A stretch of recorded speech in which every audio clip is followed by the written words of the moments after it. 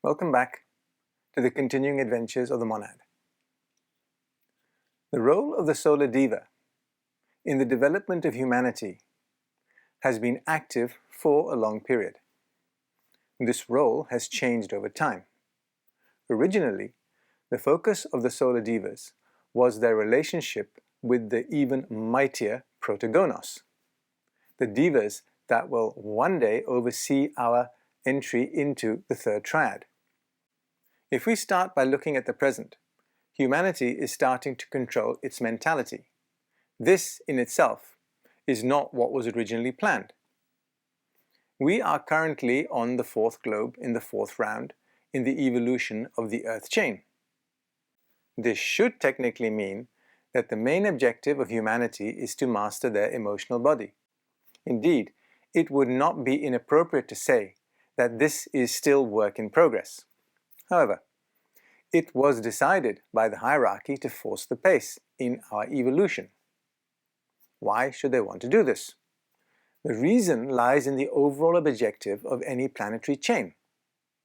That objective is to get as many monads through the system and to the consciousness level of a second self. It was therefore decided to enlist the help of the Solar Devas, a very specialized group of monads. Their job was to provide humanity with preformed causal bodies, and then support humanity as it came to fill these causal envelopes with their experiences of their numerous incarnations. This process would be challenging enough if the Solar Devas were put in charge of attractive monads. Unfortunately for them, the vast majority of their charges were repulsive monads who liked nothing better than to fight like cats and dogs with each other. Back to today, where humanity is slowly gaining better access to its mental processes. This means that our Solar Devas are more actively engaged with us than they have been in the past. In the early stages of our development, the work of the Solar Devas was largely confined to their worlds 43 to 45. During the third root race, the Solar Devas achieved the mass causalization of the then primitive ape-like humanity that was wandering the earth. This improvement in the brains of these apes allowed them to be in a position to eventually receive mental and causal ideas.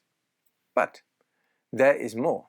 Not only were we able to receive mental and causal energies, but embedded in this process was the potential to apprehend the conscious activities in worlds 46 and 45.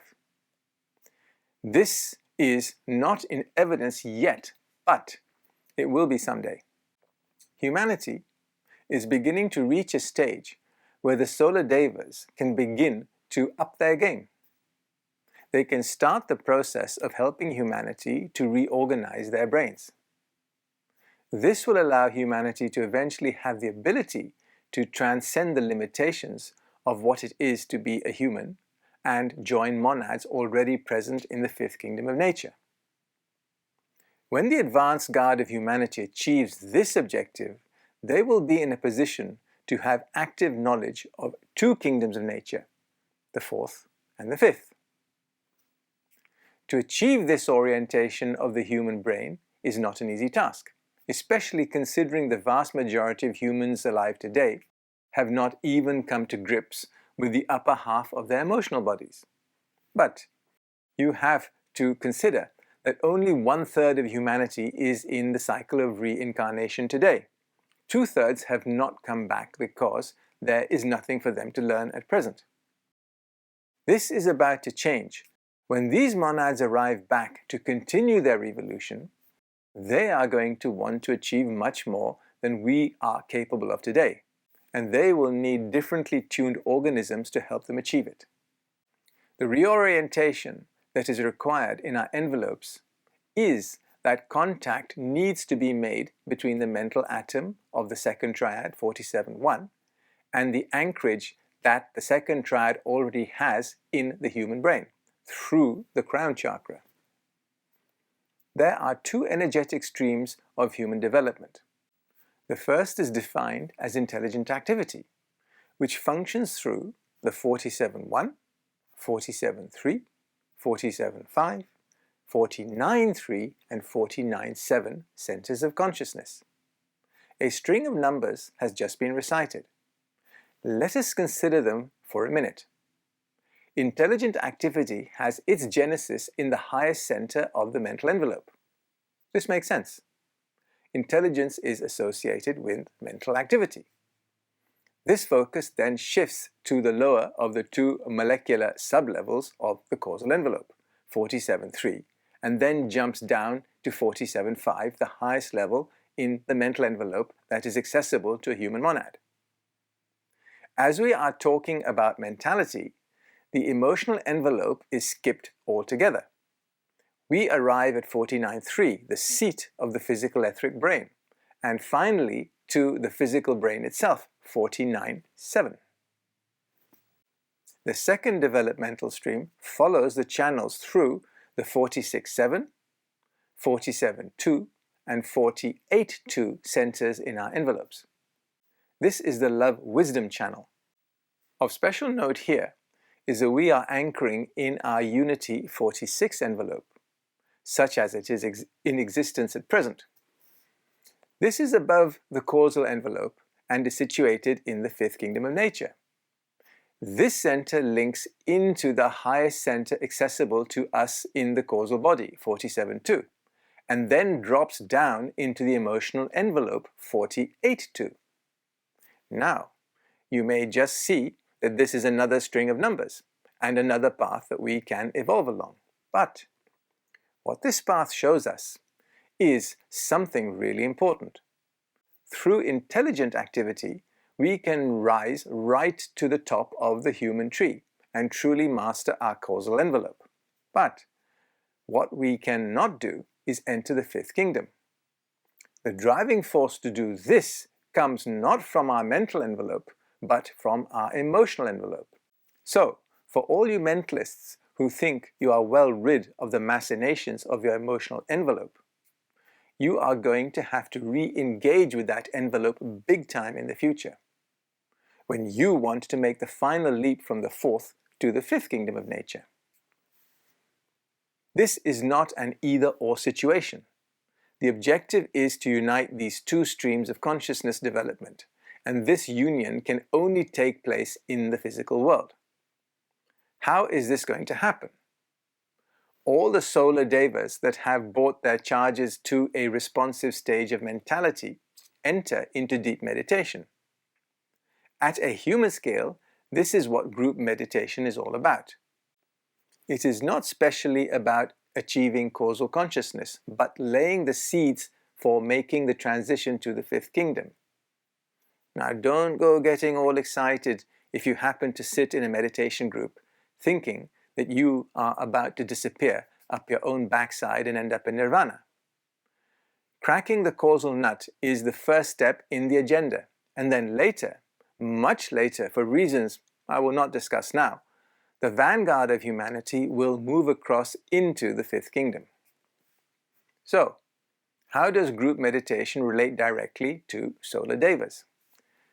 This links back to the monad's endeavors to attain causal consciousness. When this consciousness is achieved, if only to a limited degree, the monad is able to join Solar Devas in their meditation and in this way become a conscious server under the auspices of the planetary hierarchy. When mental consciousness and causal consciousness form a functional unit, an impelling force is created that drives the monad towards unity consciousness 46. This connection allows the Solar Deva to unite its unity 46 and causal 47 consciousness with the monad's mental consciousness 47.5 in the physical world through the brain. When a human monad gains incipient causal consciousness, they automatically begin to seek contact with the third triad and the protagonos.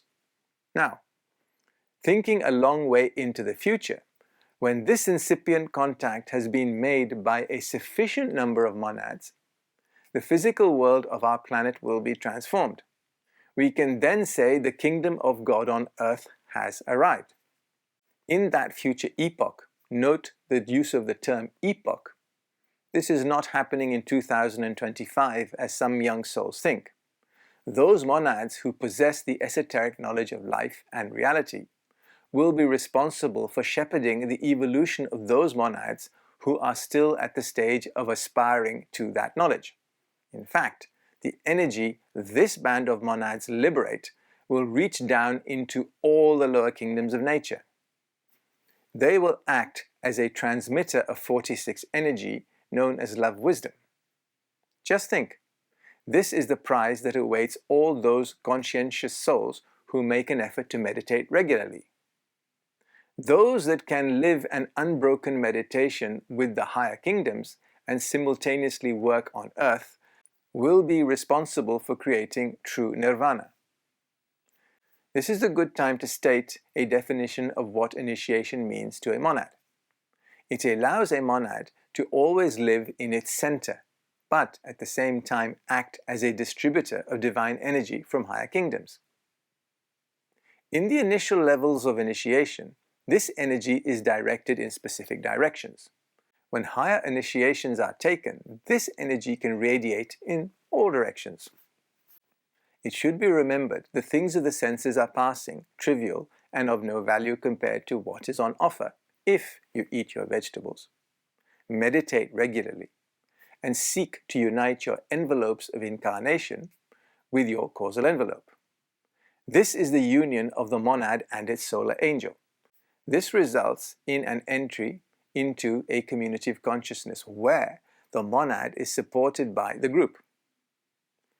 If you feel alone, it is a result of a wrong orientation and holding on to that which hides vision. The next presentation starts by looking at causal and etheric light. Thank you.